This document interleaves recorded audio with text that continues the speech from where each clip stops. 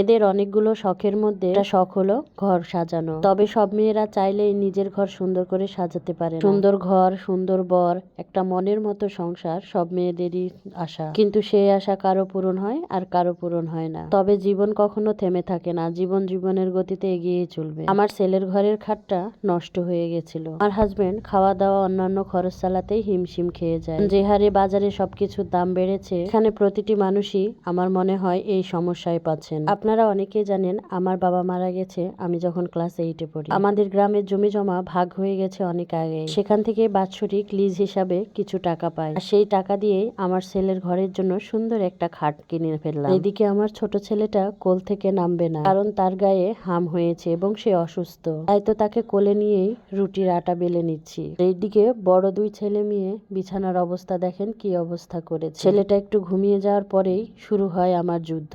কিছু ক্লিন করে পরিপাটি করার চেষ্টা করি, যদিও সবকিছু পারফেক্টলি হয় না।